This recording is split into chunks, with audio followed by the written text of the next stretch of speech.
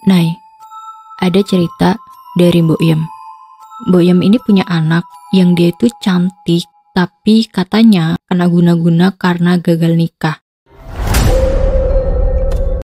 Nama aslinya tuh sebenarnya Mbok Pariem, tapi sama orang-orang sekitar biasa dipanggil Mbok Yem. Sehari-hari, Mbok Yem ini kerja jadi buruh tandur. Itu juga kalau lagi musim.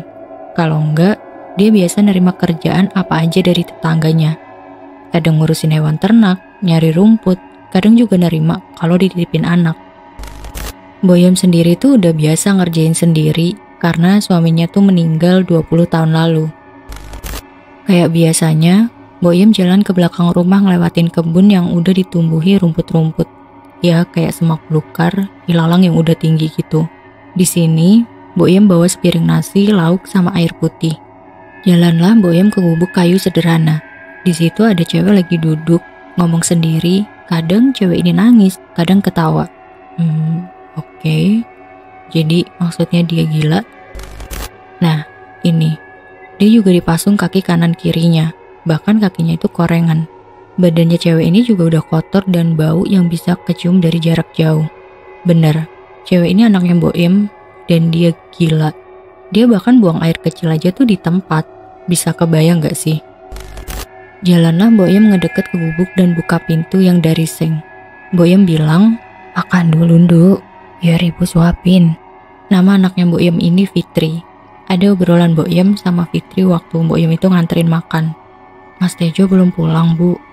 "Udahlah, Nduk. Kamu gak akan sembuh kalau ingat laki-laki itu terus. Eling, dia bukan jodohmu." "Aku gak sakit, Mbok. Aku waras. Sebentar lagi hari pernikahanku, bukan? Dia janji akan melamarku." Sebenarnya Mbok Yem yang dengar itu hatinya sakit. Sambil ngelap anaknya, dia ngelus dada biar bisa terus-terusan sabar.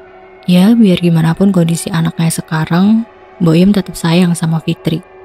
Tapi sebenarnya ada penyesalan dalam hati Mbok Yem. Coba kalau misalkan dulu Fitri mau ngikutin nasihatnya, pasti dia nggak akan kayak sekarang.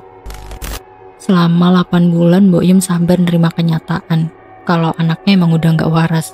Tapi Mbok Yem masih berharap kalau Fitri masih bisa balik kayak semula.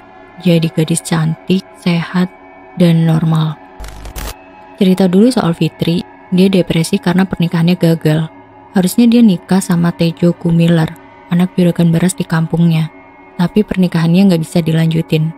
Kalau kata orang sekitar, Fitri gila karena diguna-guna sama calon mertua yang nggak merestui pernikahan keduanya. Dari keluarganya Tejo ini nggak mau anaknya dapat orang miskin. Sedangkan Fitri sendiri sebenarnya kembang desa.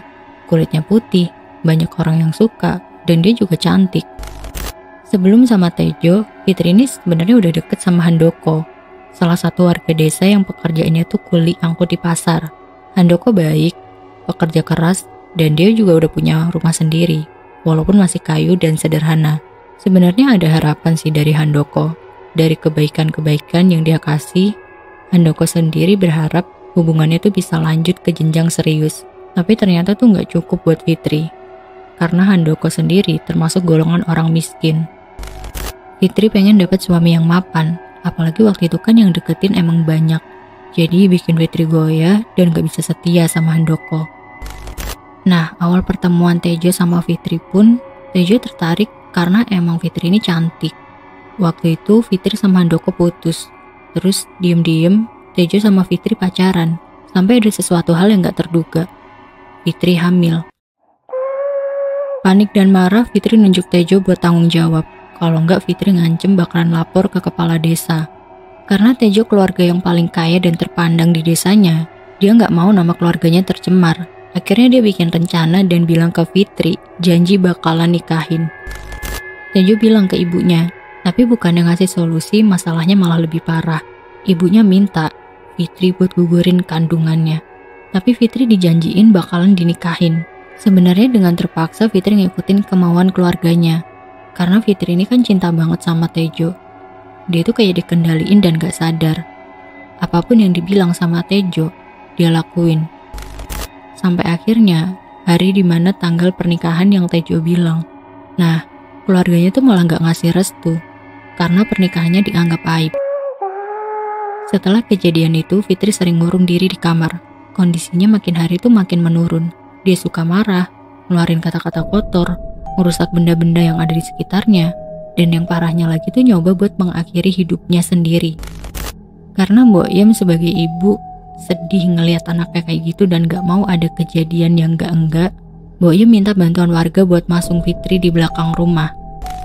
Hampir 8 bulan dan setiap hari Mbok Yem nganterin makan, ngelakuin pengobatan biar Fitri itu sembuh, tapi gak pernah ada hasilnya.